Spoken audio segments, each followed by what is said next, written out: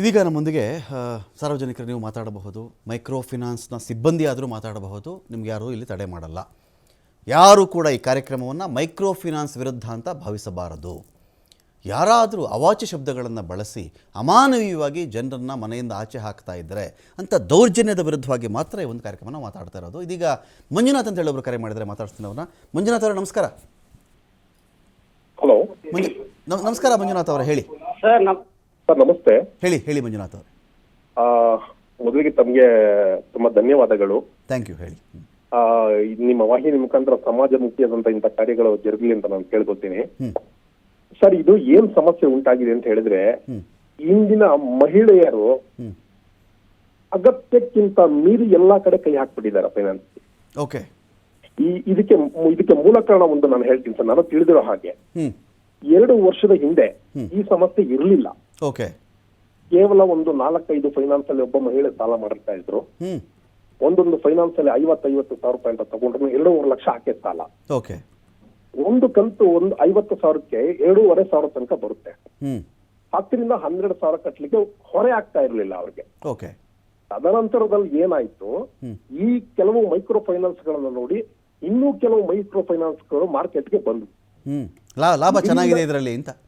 ಖಂಡಿತ. ಯಾಕಂತಂದ್ರೆ ಏನ್ ಸಮಸ್ಯೆ ಉಂಟಾಯ್ತು ಅಂತ ಹೇಳಿದ್ರೆ, ಇವತ್ತು 4-5 ಮೈಕ್ರೋ ಫೈನಾನ್ಸ್ ಗಳಿದಾವೆ. ಅವರು 2.5-3 ಲಕ್ಷಕ್ಕಿಂತ ಮೇಲಿದ್ರೆ ಯಾವುದೇ ಕಾರಣಕ್ಕೂ ಸಾಲ ಕೊಡಲ್ಲ ಅವ್ರಿಗೆ. ಇನ್ನು ಬಾಕಿ ಮೈಕ್ರೋ ಫೈನಾನ್ಸ್ ಗಳು ಏನ್ ಮಾಡಿದ್ವು, ನೀವ್ ಎಷ್ಟೇ ಸಂಘದಲ್ಲಿದ್ರು ಬನ್ನಿ ಸಾಲ ಕೊಡ್ತೀವಿ ನಾವು ಅಂತ ಹೇಳಿ ಇವತ್ತು ಅವರ ಬದುಕನ್ನ ಮೂರ ಬಟ್ಟೆ ಬನ್ನಿ ನಿಲ್ಸಿದ್ರು. ನೀವು ನಂಬಲ್ಲ, 40,000 ರೂಪಾಯಿ ಒಬ್ರು ಕಂತು ಕಟ್ತಾರೆ. 40,000 ಒಂದು ತಿಂಗಳಿಗೆ? 40,000 ಸರ್, 40,000. ಅಂದ್ರೆ ಇದು ಹಳ್ಳಿ ಭಾಗದಲ್ಲಿ ಹೇಳ್ತಾ ಇದ್ದೀರಾ ನೀವು? ಹಳ್ಳಿ ಭಾಗದಲ್ಲ ಸರ್, ನಾಟ್ ಓನ್ಲಿ ಬೆಂಗಳೂರಲ್ಲೇ ಆಗಲ್ವಲ್ರಿ ಇದು? ಬೆಂಗಳೂರಲ್ಲೇ ಕಷ್ಟ ಅಲ್ರಿ ಇದು? ನಿಜಕ್ಕೂ ಬಹಳ ನೋವು ಬರುತ್ತೆ. ಈ ಸಂಗತಿ ಕಣ್ಣಲ್ಲಿ ನೀರು ಬರುತ್ತೆ ನಿಜವಾಗ್ಲೂ. ಹೆಂಗ್ ಉತ್ಪತ್ತಿ ಆಗುತ್ತೆ ಹಳ್ಳಿಲಿ 40,000 ಇವ್ರೆ? ಏನಕ್ಕೆ ಅಂತ ದಯವಿಟ್ಟು ಒಂದೇ ಒಂದು ನಿಮಿಷ ಕಾಲಾವಕಾಶ ಕೊಡಿ ಸಾಕು, ನನಗೆ ಜಾಸ್ತಿ ಬೇಡ. ಓಕೆನಾ? ಯಾಕೆ ಅಂತಂದ್ರೆ 4 ಸಂಘಗಳಿರ್ತಕ್ಕಂಥ ಮಹಿಳೆ ಒಂದು ತಿಂಗಳಲ್ಲಿ ಆಕೆಗೆ ಆದಾಯ ಬರಲ್ಲ. ಹಾಗೆ ಏನ್ ಮಾಡ್ತಾರೆ, ಮತ್ತೊಂದು ಫೈನಾನ್ಸ್ ಅಲ್ಲಿ 50,000 ಸಾಲ. ಆ ಒಂದು ತಿಂಗಳನ್ನ 2 ತಿಂಗಳು ಕಟ್ಕೋತಾರೆ ಆ ದುಡ್ಡು ಇಟ್ಕೊಂಡು. ಮತ್ತೆ ಆದಾಯ ಇರಲ್ಲ, ಮತ್ತೊಂದು ಫೈನಾನ್ಸ್ ಅಲ್ಲಿ ಸಾಲ. ಹೀಗೆ ಒಂದರಿಂದ ಒಂದಾಗಿ 14ರಿಂದ 15 ಸಂಘಗಳಲ್ಲಿ ಸಾಲ. ಪ್ರತಿ ತಿಂಗಳ ಕಂತು 40ರಿಂದ 45,000. ಎಲ್ಲಿ ಕಟ್ತಾರೆ? ಎಲ್ಲಿ ಕಟ್ಟಕ್ಕಾಗುತ್ತೆ?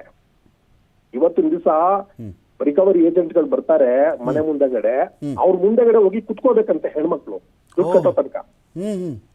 ಸಂಘದ ಸದಸ್ಯರಲ್ಲ, 10 ಜನ ಗುಂಪಿದ್ರೆ 5 ಜನ ಗುಂಪಿದ್ರೆ ಅವ್ರ ಮುಂದೆಗಡೆ ಕುತ್ಕೋಬೇಕು. ಯಾಕಮ್ಮ? ಅವರ ದೌಲತ್ತು, ಅವರ ದರ್ಪ, ಅವರ ದರ್ಬಾರು. ಸರ್, ಹಳ್ಳಿಗಾಡಲ್ಲಿ ಒಂದು ಹಳ್ಳಿನಲ್ಲಿ 80% ಮಹಿಳೆಯ ಪರಿಸ್ಥಿತಿ ಇವತ್ತಿದೆ ಇರೋದು. ಇದೇ ಇರ್ತಕ್ಕಂಥದ್ದು ಬೆಳಕಿಗೆ ಬಂದಿಲ್ಲ ಅಷ್ಟೇ. ಕೆಲವೇ ಪ್ರಕರಣಗಳು ಮಾತ್ರ ಬೆಳಕಿಗೆ ಬಂದಿದೆ. ಇದನ್ನು ನಾನು ರಾಜಾರೋಷವಾಗಿ ಹೇಳ್ತೀನಿ.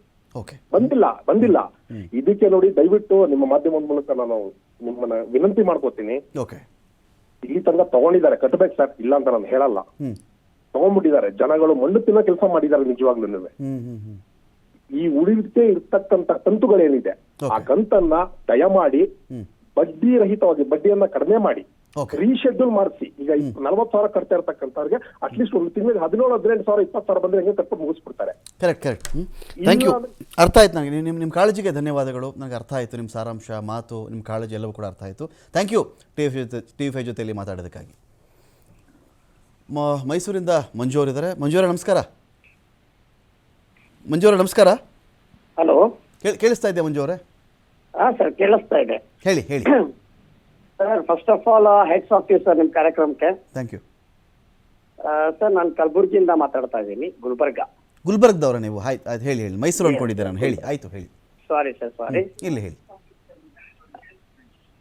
ಮಾತಾಡಿ ಸರ್. ಈಗ ಸಂಘ ಅಂತ ಮಾಡ್ತಾರಲ್ಲ ಸರ್, ಈಗ ಸಂಘ ಅಂತ ಮಾಡುವಾಗ ಏನ್ ಮೈಕ್ರೋ ಫಿನಾನ್ಸ್ ಸಿಬ್ಬಂದಿಗಳನ್ನ ಬರ್ತಾರಲ್ಲ ಸರ್, ಬಂದಾಗ 5 ಜನ 10 ಜನ ಗ್ರೂಪ್ ಮಾಡ್ತಾರ. ಆ ಟೈಮಲ್ಲಿ ಅಕ್ಕ, ಅಮ್ಮ, ದೊಡ್ಡಮ್ಮ ಅಂತ ಹೇಳ್ತಾರ ಅವರು ಮಾತಾಡುವಾಗ. ಅದಾದ ನಂತರ ಗ್ರೂಪ್ ಮಾಡುವಾಗ ಅವರು ಎಲ್ರೂ ರಿಲೇಷನ್ ಅಲ್ಲಿ ಬಳಸ್ತಾರ. ಆಮೇಲೆ ದುಡ್ಡು ಕೊಟ್ಟಾದ ನಂತರ ಅದನ್ನೇ ಪ್ರೀತಿ ಹಾಕಿರಲ್ಲ ಸರ್ ಅವ್ರ ಹತ್ರ. ಆಮೇಲೆ ಅದೇ ಪದ ಬಳಸ್ತಾರೆ, ಬೇರೆ ಅರ್ಥದಲ್ಲಿ ಬಳಸ್ತಾರೆ ಅಷ್ಟೇ.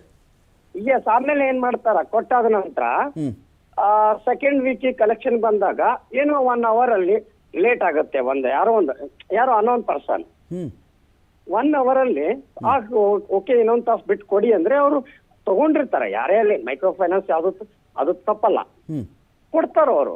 ಬಟ್ ಅಲ್ಲಿ ಏನಾಗುತ್ತೆ, ಅಲ್ಲಿಂದ ಸ್ಟಾರ್ಟ್ ಆಗುತ್ತೆ.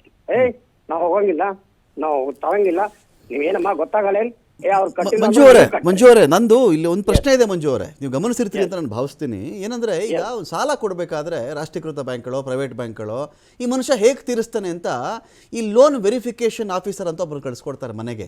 ಅವ್ರ ಮನೆ ನೋಡ್ಕೊಂಡು ಬನ್ನಿ, ಮನೆ ಶಕ್ತಿ ಇದೆಯಾ ಅವ್ರಿಗೆ, ಅವನೇನು ಉದ್ಯಮ ಮಾಡ್ತಾನೆ, ಏನು ಕೆಲಸ ಮಾಡ್ತಾನೆ, ಅವನ ಆದಾಯ ಎಷ್ಟು, ಸ್ಯಾಲ್ರಿದು ರಿಸೀಟಲ್ಲಿ, ಸರ್ಟಿಫಿಕೇಟಲ್ಲಿ, ಇನ್ನೊಂದು ಕಡೆ ಬ್ಯಾಂಕ್ ಸ್ಟೇಟ್ಮೆಂಟಲ್ಲಿ, IT ಅಂತೆಲ್ಲ ಕೇಳ್ತಾರೆ. ಈ ಮೈಕ್ರೋ ಫಿನಾನ್ಸ್ಗಳು ಇವ್ರು ಹೆಂಗೆ ಮರುಪಾವತಿ ಮಾಡ್ತಾ ಇದ್ದೀವಿ, ತಲೆ ಕೆಡಿಸ್ಕೊಳ್ಳಲ್ವಾ ಇದು? ಸರ್ ಇದ್ರ ಬಗ್ಗೆ ಫಸ್ಟ್ ಆಫ್ ಆಲ್ ಯಾವುದೇ ರೀತಿ ಅವರು ತಲೆ ಕೆಡಿಸ್ಕೊಂಗಿಲ್ಲ. ಓಕೆ, ಅವ್ರಿಗೆ ಏನಿರುತ್ತೆ ನಮ್ಮ ಕಡೆಯಿಂದ ಒಂದ್ ಲಕ್ಷ 5 ಮಂದಿ ಡಿಸ್ಟ್ರಿಬ್ಯೂಟ್ ಮಾಡ್ಬೇಕು ಸರ್. ಮಾಡಿದ ಮೇಲೆ ಯಾವಾಗ ನೀವು 1 ಲಕ್ಷ ತಂದು ನಮ್ಮ ಮನೆಗೆ ಕೊಡುವಾಗ ಆವಾಗ ಇರುವಂತಹ ನಿಮ್ಮಲ್ಲಿ ನಿಯತ್ತುಗಳು ಕೊಟ್ಟಾದ ನಂತರ ಯಾಕಿರಲ್ಲ? ಓಕೆ ಎಸ್ ಸರ್, ಕೊಟ್ಟಾದ ನಂತರ ಯಾಕಿರಲ್ಲ? ಆಮೇಲೆ ಏನಾಗುತ್ತೆ, ಇವ್ರು ಕಟ್ಟಿಲ್ಲ ಅಂದ್ರೆ ನೀವು ಕಟ್ಟಬೇಕು, ನೀವು ಕಟ್ಟಿಲ್ಲ ಅಂದ್ರೆ ಇವ್ರು ಕಟ್ಟಬೇಕು. ಇನ್ನೊಂದೇನ್ ಸರ್, ಓನ್ಲಿ ಫಾರ್ ಫೀಮೇಲ್ ಅನ್ನ ಟಾರ್ಗೆಟ್ ಮಾಡ್ತಾ ಇದಾರೆ ಅವ್ರು. ಓಕೆ, ಅಲ್ಲಿ ನಾವು ಎಕ್ಸಾಂಪಲ್, ಈಗ ನಮ್ಮ ಮನೆಯವ್ರು ತಗೊಂಡಿದ್ದಾರೆ ಒಂದು ಸಾಂಗ್, ನಾನೇನಾದ್ರೂ ಇನ್ನು ಅಲ್ಲಿ ಎಂಟ್ರಿಫೇರ್ ಆದ್ರೆ, ಸರ್ ನೀವ್ ಯಾರು ಬರ್ಬಾರ್ದು ಸರ್, ಇಲ್ಲಿ ನಾವು ರೂಲ್ಸ್ ಅಲ್ಲಿ ಹೇಳಿದೀವಿ, ಬರೀ ಹೆಣ್ಮಕ್ಳು ಮಾತ್ರ ಇರ್ಬೇಕು. ಹಾಗಾದ್ಮೇಲೆ ಆ ಹೆಣ್ಮಕ್ಳು ಏನ್ ಮಾಡ್ತಾರ ಸರ್, ನಮಗ್ ಗೊತ್ತಿಲ್ಲಾರ್ದೇನೆ ಯಾರಿಗೋ ಕೊಡ್ತಾರೋ, ಯಾರೋ ತಗೋತಾರೋ, ಯಾರಿಗೋ ಕೊಡಿಸ್ತಾರೋ, ಅಥವಾ ಯಾರನ್ನ ಕೂಡಿ ಯಾರೋ ತಗೋತಾರೋ, ಅದು ಯಾವ್ದು ಗೊತ್ತೇ ಇರಲ್ಲ. ಯಾವಾಗ ನಮಗ್ ಗೊತ್ತಾಗುತ್ತೆ ಇದು ಇಂಥದ್ದು ಕ್ರಿಟಿಕಲ್ ಆದ್ಮೇಲೆ ನಾವು ಮೇಲ್ ಕ್ಯಾಂಡಿಡೇಟ್ ಒಳಗಡೆ ಹೋಗ್ತೀವಿ. ಕರೆಕ್ಟ್, ಅರ್ಥ ಆಯ್ತು. ಥ್ಯಾಂಕ್ ಯು ಮಂಜುನಾಥ್ ಅವರೇ.